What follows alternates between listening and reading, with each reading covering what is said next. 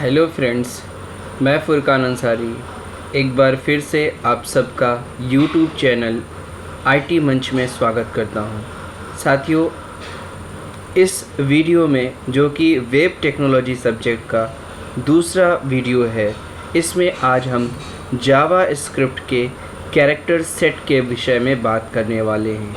तो सबसे पहले हमें समझना होगा कि कैरेक्टर सेट क्या होता है, कैरेक्टर सेट का क्या मतलब है। तो मैं आपको बताना चाहूँगा, कैरेक्टर सेट का मतलब अल्फ़ाबेट होता है, या जिसे हम हिंदी में वर्णमाला कहते हैं। मैं आपको ये भी बताना चाहूँगा कि किसी भी लैंग्वेज, किसी भी भाषा को समझने, पढ़ने, उसके ज्ञान अर्जित करने के लिए सबसे पहले हमें उस भाषा के वर्णमाला के बारे में जानकारी हासिल करना होता है। यदि हमें उसके अल्फ़ाबेट्स के बारे में जानकारी नहीं होगी तो हम उसके वर्ड्स को क्रिएट नहीं कर पाएंगे।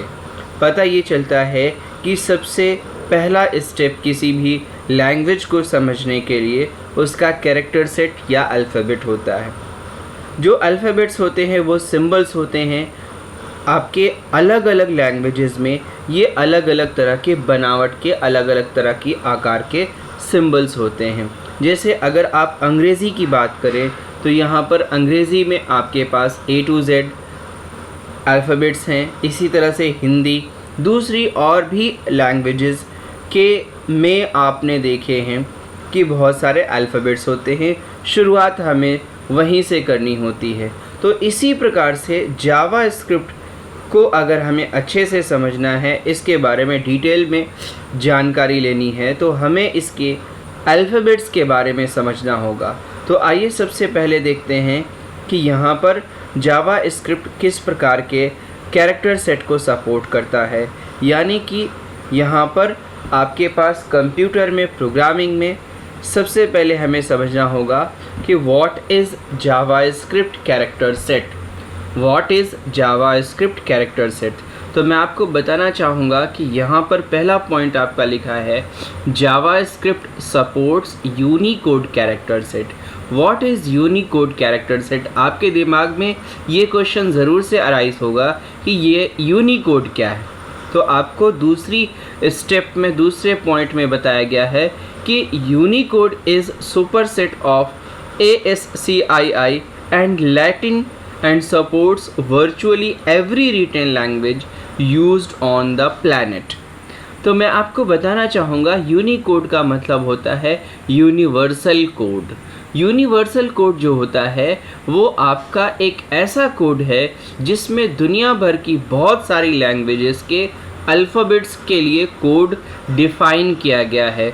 जी, इसी के अंतर्गत आपके ASCII कोड, जिसे आप लॉन्ग फॉर्म में, जिसका फुल फॉर्म है American standard code for information interchange, और लैटिन जैसे दूसरे आपके कैरेक्टर सेट्स को यहाँ पर इंक्लूड किया गया है।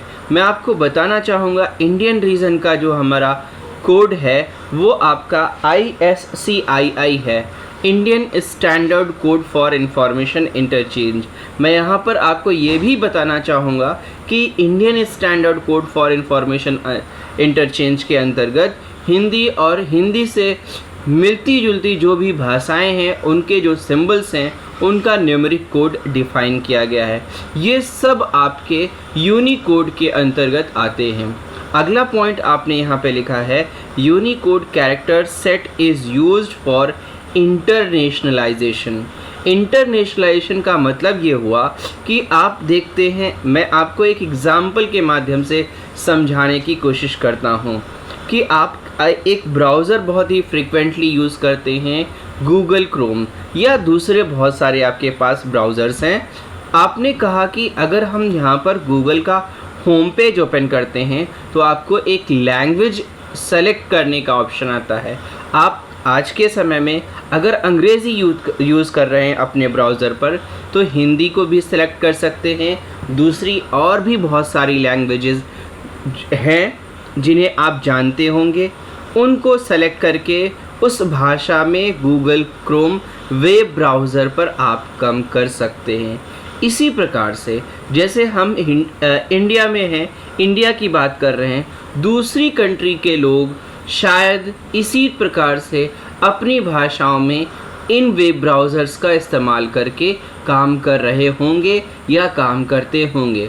इसी को आप इंटरनेशनलाइजेशन कहते हैं।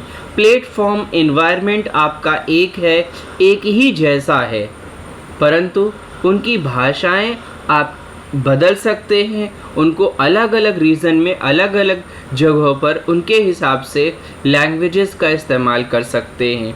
तो पता ये चला कि हाँ, दूसरे पॉइंट का अंतिम जो आपका स्टेटमेंट है वहाँ पे लिखा है it supports virtually every written language used on the planet. तो यूनिकोड कैरेक्टर सेट की अगर हम बात करते हैं तो यहाँ पर वो सभी भाषाएं जो दुनिया भर में लगभग बोली और लिखी जाती हैं उनके कैरेक्टर्स को इंक्लूड किया गया है, जोड़ा गया है। इसीलिए ये इंटरनेशनलाइजेशन को फॉलो कर पाता है। इंटरनेशनलाइजेशन की कैपेबिलिटी इसके अंदर है, उसकी फैसिलिटी को ये दे पाता है। और यहाँ पर लास्ट में Unicode is a 16 bit character set. ये बहुत इंपॉर्टेंट है। ये एक नंबर के क्वेश्चन में आपके एग्ज़ाम में पूछा जाता है कि यूनिकोड कैरेक्टर सेट कितने बिट्स का है। तो आपको कंफर्म रहना चाहिए कि ASCII code ASCII code 8 bit का होता है और यूनिकोड कैरेक्टर सेट जो है वो आपका 16 बिट का होता है। अब इन पॉइंट्स को आप अपने ध्यान में रखिए और एग्ज़ाम में अगर इससे रिलेटेड क्वेश्चन आए तो ये सब पॉइंट्स आप मेंशन करके अपने आंसर को दीजिए। साथ ही साथ यहाँ पर यूनिकोड कैरेक्टर सेट के कुछ अल्फ़ाबेट्स यानी कि कुछ आपके कैरेक्टर्स को हम यहाँ पर डिस्कस करेंगे। एग्जाम्पल के तौर पर हम देख पा रहे हैं कि यहाँ पर कौन कौन से सिंबल्स इंक्लूड किए गए हैं। Upper case alphabets A to Z, lower case alphabets, numbers 0 to 9 and other symbols यानी कि जो आपके कीबोर्ड में दिखाई देते हैं, और साथ ही साथ ऐसे भी सिंबल्स जिनका कोई अपना शेप नहीं है, ऐसे भी कैरेक्टर्स जिनका अपना कोई शेप नहीं है, जैसे आपका स्पेस है, न्यू लाइन है। इन सब का भी अपना न्यूमेरिक कोड है और ये यूनिकली आपके आइडेंटिफाई किए जाते हैं। मैं आपको यहाँ पर बताना चाहूँगा कि जो आपके सामने एग्ज़ाम्पल दिया गया है ये सारे के सारे अल्फ़ाबेट्स जो आपके कैरेक्टर्स हैं वो आपके आस्काई कोड में भी हैं। और साथ ही साथ क्योंकि आप जान चुके हैं कि आस्काई कोड का सुपर सेट ही है आपका यूनिकोड कैरेक्टर सेट, इसलिए वहाँ पर भी ये मेंशन्ड है। तो मैं उम्मीद कर रहा हूँ कि आप इस जावास्क्रिप्ट लैंग्वेज के कैरेक्टर सेट यानी अल्फ़ाबेट्स के बारे में जान चुके हैं। और एक बात यहाँ पर मैं कंफर्म करना चाहता हूँ कि जैसे आपने यहाँ पर जो एग्ज़ाम्पल में दिया है ये कुछ ही कैरेक्टर्स हैं, यहाँ पर आपके पास नोन जो भी लैंग्वेज है उनके भी अल्फ़ाबेट्स को आप इंक्लूड कर सकते हैं। यहाँ पर आपका जो दिया गया एग्ज़ाम्पल है ये सिर्फ हमारे काम चलाने मात्र के लिए इनफ है और बहुत सारी लैंग्वेजेस के सिंबल्स भी यहाँ पर इंक्लूड किए गए हैं। तो मैं उम्मीद कर रहा हूँ ये आपको समझ आया होगा और डिटेल में इसको पढ़ने के लिए आप अगले वीडियोस को देखते रहिए। साथ ही साथ मैं नेक्स्ट वीडियो में जावास्क्रिप्ट के बहुत ही इम्पोर्टेंट टॉपिक्स आइडेंटिफायर्स और कीवर्ड्स के बारे में डिस्कस करने वाला हूँ। उस वीडियो को भी आप ज़रूर से ऑब्ज़र्व करिए।